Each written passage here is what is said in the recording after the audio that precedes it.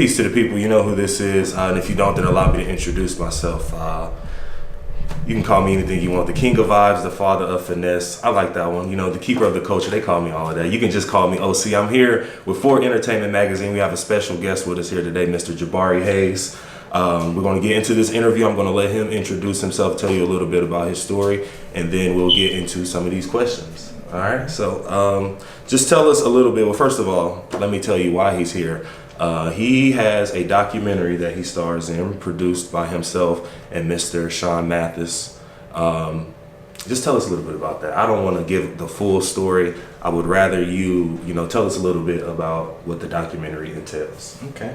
My name is Jabari Hayes, and our documentary is Miles in the Life. Absolutely. Directed by the infamous, the glorious Sean Mathis over there. Yeah, we're going to get him on in a minute, don't worry. Yeah, it's the story of redemption. Okay. The story of inspiration from the crack house to Morehouse to the prison house to all these houses. So all these houses. Owning those houses. Right, there you go. Yeah, but it's the story. A lot of people, when they think of BMF, Black Mafia Family, they think about $270 million cocaine conspiracy, 2,500 kilos of cocaine every month. They think about the parties, the strippers, the clubs, the money and the cars and the houses.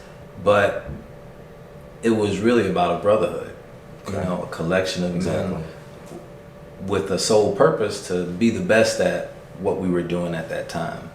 But we want to give our audience and the world a different perspective. Like the fathers, they're men who took their talents and put them in the wrong direction by trafficking and selling cocaine. But we're just a collection of men that try to do something different. It was wrong, and now we're rebuilding our lives. And we want to show the world that you can be a father, you can be on the PTA, you can be a faithful husband, you can be a business owner. You can get everything back that you were chasing and more just legally. Right, okay.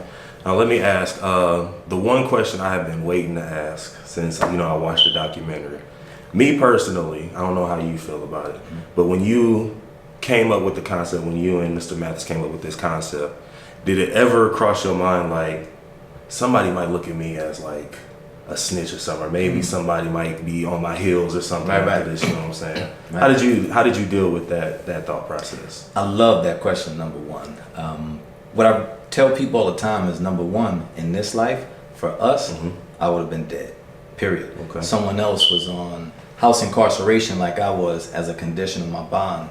Unfortunately for them, people don't know anything about it, but the girlfriend and him didn't live. Okay. Number two, paperwork is paperwork. There it is. You know what I mean? Number three, I have family members who allegedly are associated, and this isn't just a light question. This is a very heavy question because my own family would do me. And it sounds crazy to even say that, but this is the reality. I sleep good every night.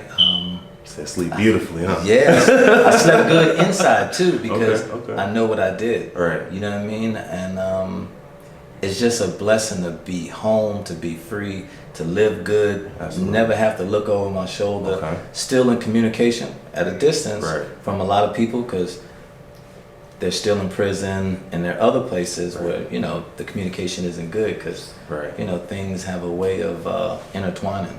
When your circle is that way and you've got that skill set, people that may be listening, they put you together. So I'm glad you asked that question because that's one I always like to address up front. You know, I still speak to people. We go to birthday parties together. I don't go to no clubs. No clubs. No, I don't go to no clubs. Ain't no dummy. But yeah. But that's a big question because people don't understand when you're reckless and when you don't know anything. Like this is for real. Like because you see me in a suit, because I'm a happy guy and all the rest of this stuff.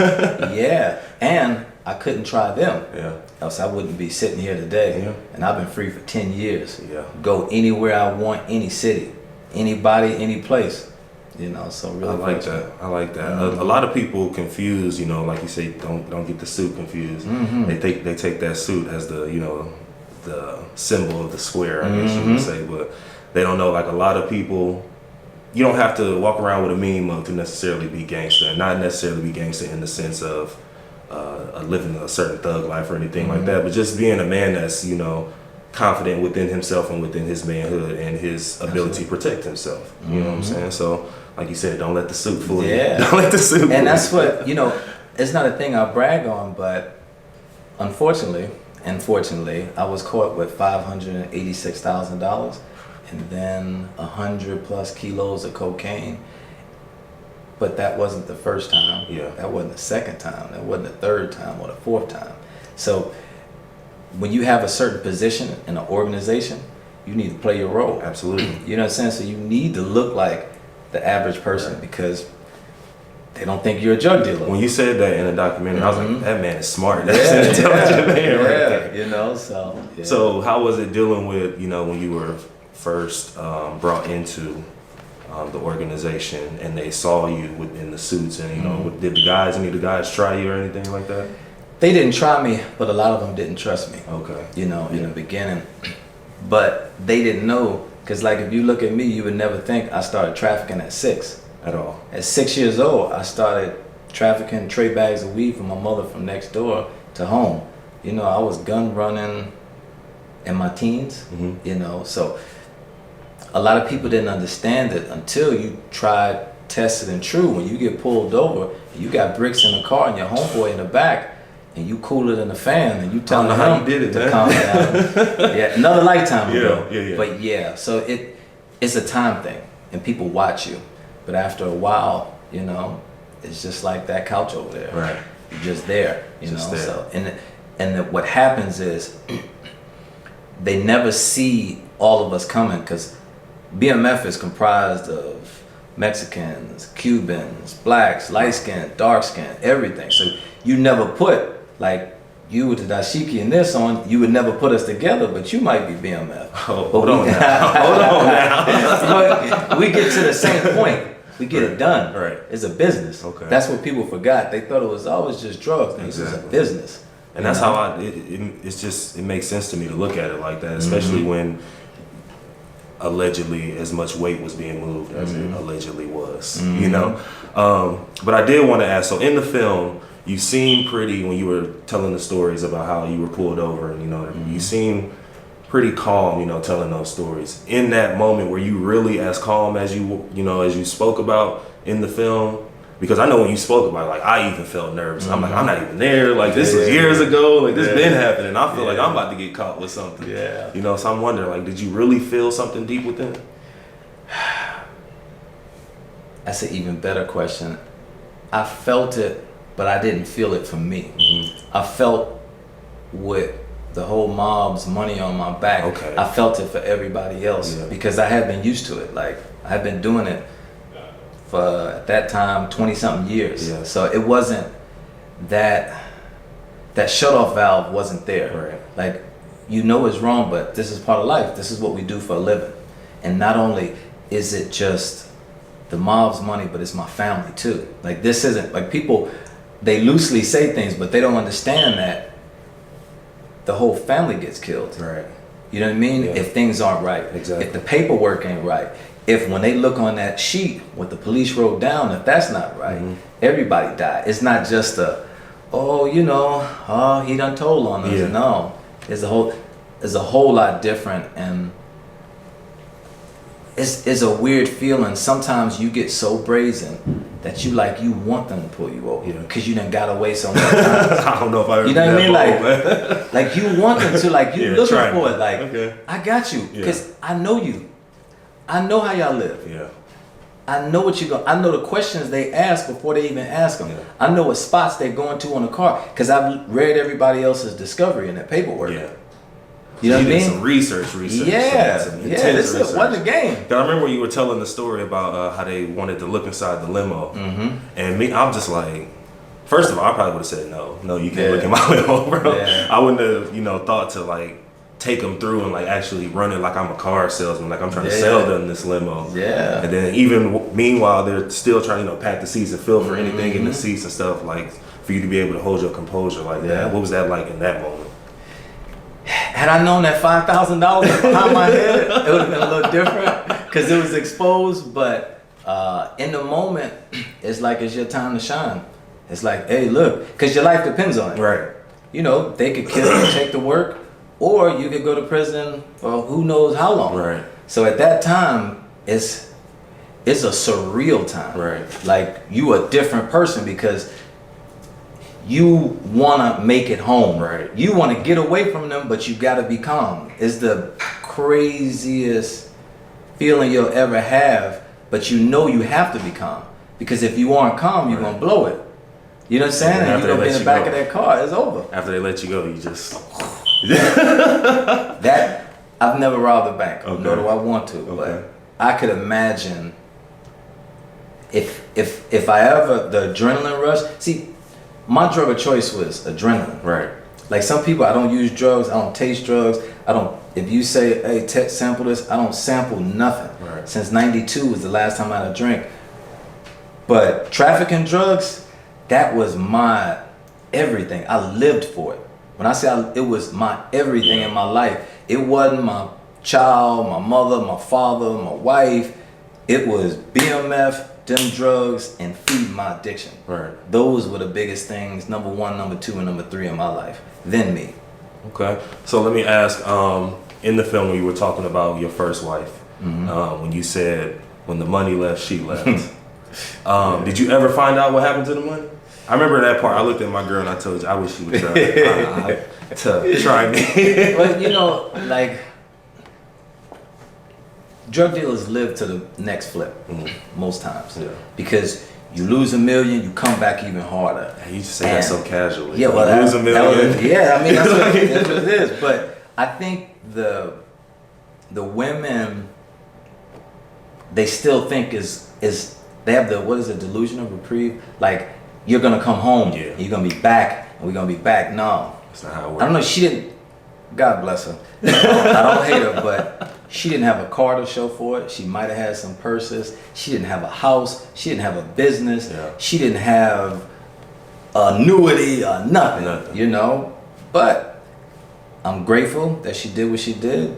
We saw each other for what we were. And I'm happily married now to an incredible woman. That's real. You That's know, real. that loves me for me, There you go. not for the money or anything. So, you know, your second wife, when, as far as the timeline of the whole BMF thing, when did she come along? Was this after everything? yeah, I done? was out of prison, and she just knew me as a guy that was at a fight party. Okay. And we met, and we had a chance to know each other before she knew my past. Okay. You know. So going back all the way back to the beginning, what made you dig within to find that, I guess you would say, desire to pursue the BMF life? Because I know from watching, you know, the documentary and everything, and just learning a little bit about your character, like you said, nobody would ever guess that you would get into something like that. So what made you realize, like, I could actually be good at this? You know what I'm saying? Like, you know what? Let me actually pursue this. Let me keep doing this right here. I had a cousin. He didn't bring me into it. I actually wanted in. Right. He wouldn't let me in. And because I was his cousin, and at that time, when he was the king of St. Louis, he was bigger than Meech and T. So I had an instant pass into the life. And for somebody that liked to have a lot of money, to drive, I love to drive still. Yeah. And that was an adrenaline junkie that was looking to replace that runner's high that I had from track. I was All-American in track and field at Morehouse. So getting into traffic and pushing myself, being part of a team, it was so intoxicating.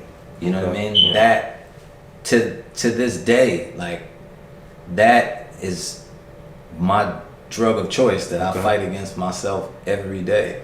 Okay. You know? All right, last question. This is the one I told myself I gotta ask. Okay. The two businesses, the valet service and the limousine service. Cover-ups or true entrepreneurial love? Both. Both of them. Okay. Both of them. I started the valet company, no drugs involved. I started the limousine company, no drugs involved, but then it transitioned. Yeah. You start getting that money. So, you know what, let me help the business out. Yeah. So Okay. it transitioned from there. Okay. So yeah, they were both legitimate. But now the body shop business, you know, the collision repair, painting, auto body insurance stuff, that business gives me everything I need. Boom. It feeds my addiction to cars, Yeah.